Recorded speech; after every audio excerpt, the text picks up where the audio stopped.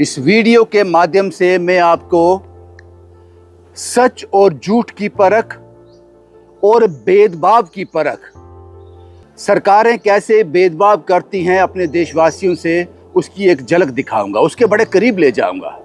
आपको याद होगा द कश्मीर फाइल्स, वो दिखाया गया था उस फिल्म में कि कश्मीरी पंडितों को 90 के दशक में, जब कश्मीर में टेररिज्म पीक पे था, कैसे रात के अंधेरे में अपने घर बार छोड़कर वहां से निकलना पड़ा था।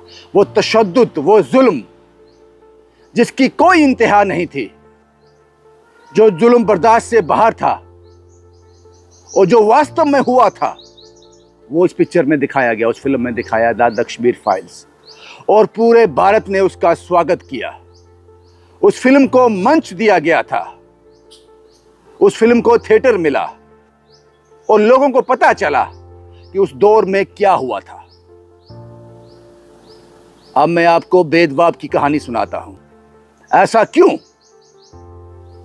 दिलजीत दोसांझ की फिल्म पंजाब 95, पंजाब 95 पिछले 3 से 4 साल से अटकी हुई थी। सरकार उनको हरी झंडी नहीं दे रही थी रिलीज करने के लिए। फाइनली पंजाब 95 का नाम चेंज किया गया, उसका नाम रखा गया सतलुज। आज वो फिल्म ZEE5 स्ट्रीमिंग पर देखी जा रही है। कब तक देखी जाएगी पता नहीं, कब तक वहां से हटा दी जाएगी पता नहीं। मूवी मैंने पूरी देखी है। उसमें बताया गया था कि 84 से लेकर 95 तक पंजाब से कैसे पंजाबी नौजवान गायब हो रहे थे। पुलिस का तशद्दुद, कैसे उनको रात के अंधेरे में मारकर अनक्लेम बॉडी शो कर कर जलाया जा रहा था। यह आंकड़ा 25,000 के करीब था।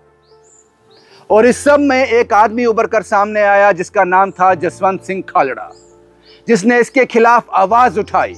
वो सारा डाटा इकट्ठा किया, जो आंकड़ा 25,000 के करीब था। तब की पुलिस कहती थी, उस वक्त के जो डीजीपी थे पंजाब के, वो कहते थे ये सारे लोग फौरन चले गए हैं, वहां पर मेहनत मजदूरी कर रहे हैं, टैक्सी चला रहे हैं। लेकिन उन सब लोगों के नाम शमशान घाट, यहां उन लोगों को जलाया गया था, म्यूनिसिपैलिटी के उस रजिस्टर से निकले।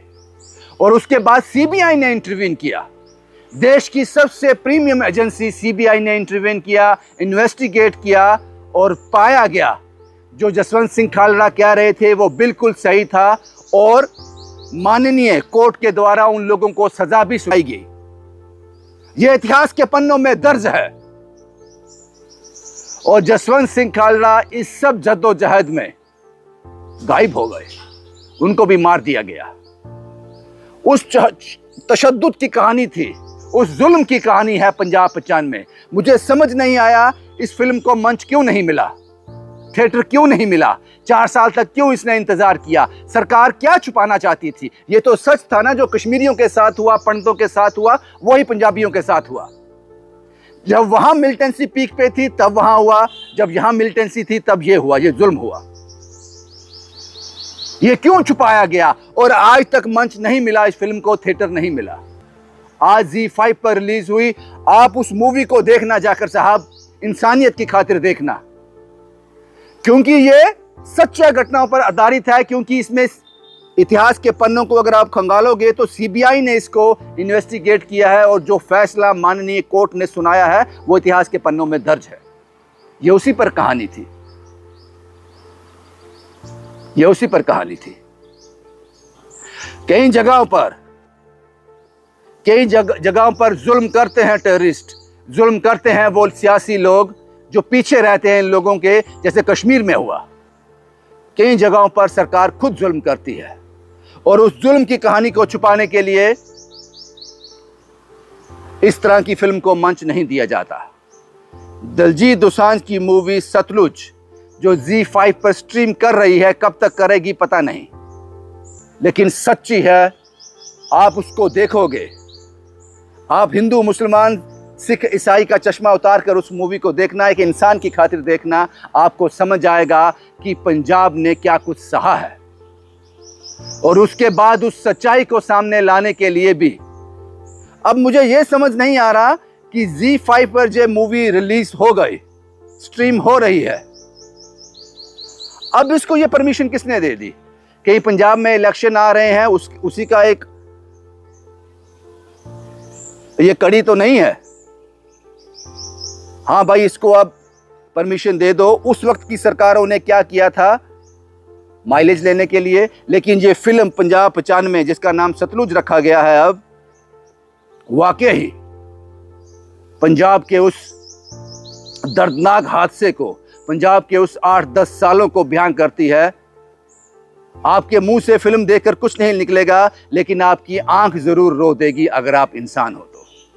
ZEE5 पे इस मूवी को जरूर देखना। पता नहीं कब तक वहां रहेगी, ये मैं नहीं जानता, लेकिन मुझे अफसोस है कि ये भेदभाव क्यों। द कश्मीर फाइल्स के लिए कोई रिस्ट्रिक्शन नहीं थी, तो पंजाब 95 सतलुज के लिए रिस्ट्रिक्शन क्यों लगाई गई? सच को सामने आने में तो कोई रोक नहीं होनी चाहिए, क्योंकि ये काल्पनिक कथा नहीं है मेरे दोस्त धुरंधर की तरह। ये काल्पनिक नहीं है, इस पर CBI का इंटरवेंशन है, जो भारत की सबसे प्रीमियम एजेंसी है। उनके फैसले हैं, कोर्ट के फैसले हैं, जो इतिहास के पन्नों में दर्ज है, वही इस मूवी में दिखाया गया है। शुभम कुमार के साथ Ravindra Singh, the state sentinel के लिए।